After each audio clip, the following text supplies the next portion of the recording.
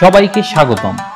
আমি এখন শ্রীলঙ্কার সবচেয়ে বিখ্যাত ঐতিহাসিক স্থান সিগিরিয়া বা লায়ন রকের সামনে। আজকে আমরা এই প্রাচীন দুর্গে উঠে দেখব রাজপ্রাসাদের ধ্বংসাবশেষ, ফ্রেস্কো পেইন্টিংস, লায়নের পা এবং অবশ্যই চূড়ার 360 ডিগ্রির অবিশ্বাস্য ভিউ। চলুন শুরু করা যাক। আমাদের যাত্রা শুরু হয়েছে কলম্বো এয়ারপোর্ট থেকে একটি টুকটুকে, প্রায় 6 থেকে 7 ঘন্টার পথ। কিন্তু টুকটুকে ভ্রমণের মজাই আলাদা। চলতে চলতে চারপাশের প্রকৃতি আর ছোট ছোট গ্রামের জীবন যেন অনন্য অভিজ্ঞতা।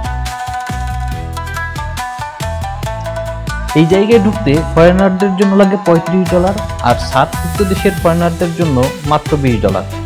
সকাল 7টা থেকে সন্ধ্যা পর্যন্ত খোলা থাকে, তাই সবচেয়ে ভালো সময় হলো সকালে আসা, কারণ তখন রোদ কম আর ভিড়ও কম।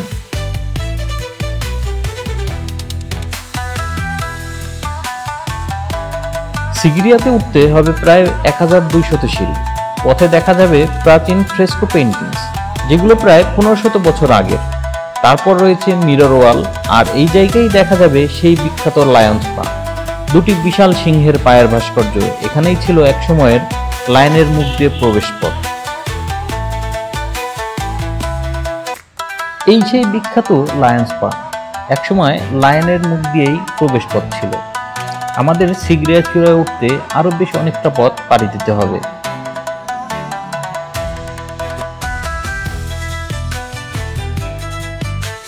অবশেষে আমরা পৌঁছালাম সিগিরিয়া চূড়ায়।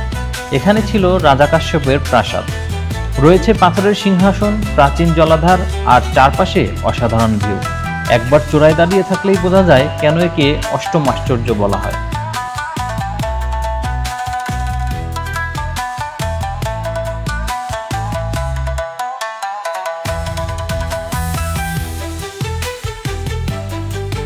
সিগিরিয়া আমার জীবনের অন্যতম সুন্দর ও রহস্যময় একটি ভ্রমণ অভিজ্ঞতা। ইতিহাস, প্রকৃতি আর অভিযান সব এক জায়গায় পেতে চাইলে সিগিরিয়া আপনার জন্য একদম পারফেক্ট। ব্লগটি যদি ভালো লেগে থাকে তাহলে অবশ্যই লাইক দিন, শেয়ার করুন, আর এমন আরো ট্রাভেল কন্টেন্ট পেতে চ্যানেলটি সাবস্ক্রাইব করুন। দেখা হবে পরবর্তী গন্তব্যে।